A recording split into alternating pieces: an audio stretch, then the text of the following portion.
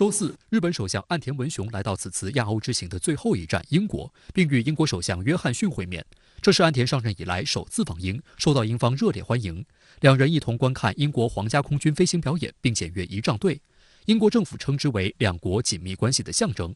会谈期间，两人一起品尝日本福岛爆米花的画面成为媒体关注的焦点。2011年福岛核事故发生后，当地食品安全引发质疑。据悉，在日方一再敦促下，约翰逊计划在下个月解除福岛食品进口限制。此外，目前正值英国就加入全面与进步跨太平洋伙伴关系协定进行谈判期间，而日本是相关工作组的主席。除了经贸合作，岸田此行的重头戏就是发展双方在防务上的合作。据日本共同社报道，双方围绕有关日本自卫队和英军联合训练等的互惠准入协定原则上达成一致。如果达成，这份协定将标志着日本与英国的军事合作迈上一个新台阶。目前，日本仅与美国和澳大利亚存在类似协定，为日本自卫队与美澳军队联合演习等提供了文本框架。近年来，日本与英国在防务和经贸层面的合作持续加强，包括举行由防长和外长出席的2+2对话，签署日英自贸协定等。岸田去年10月上任后，这一趋势得以延续。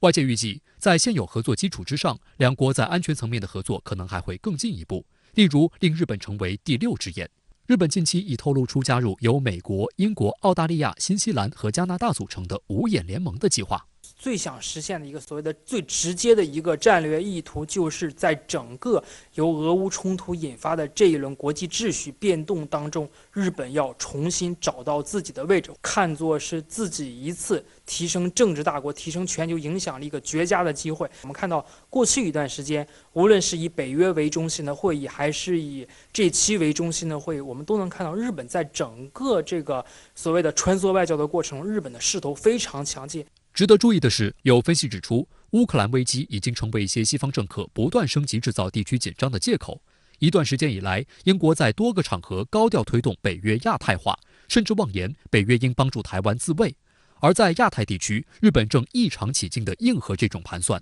似乎一心想成为北约亚太化的带路党。相关话题来连线特约评论员刘和平。刘先生你好。我们看到，近期日本包括首相、外务大臣及防卫大臣在内的高层3项齐出，在周边及欧美展开一系列外交动作。那么，您认为日本此举的战略意图何在呢？其实要了解日本最近在外交领域内频繁出击的真正战略意图，我们只要了解一下，包括首相岸田文雄在内的一众日本高官，在这次出访期间一路上都说了些什么。我仔细关注了一下，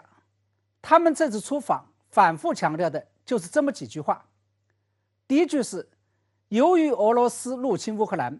当前国际局势正处于大变动的历史十字路口。第二，中国跟俄罗斯一样，都会选择以武力改变地缘政治与安全格局现状。第三，当前欧洲地区发生的俄乌战争极有可能会在东亚地区重演。第四，国际社会在关注欧洲、关注俄乌战争的同时，更要关注印太、关注中国、关注台海。从中我们就可以看出，日本正在利用整个西方世界团结一致、共同对抗俄罗斯的机会，将中国与俄罗斯捆绑在一起，将欧洲问题印太化，将乌克兰问题台湾化，以最终达到把国际社会对俄乌局势的关注转移到对台海局势关注上来。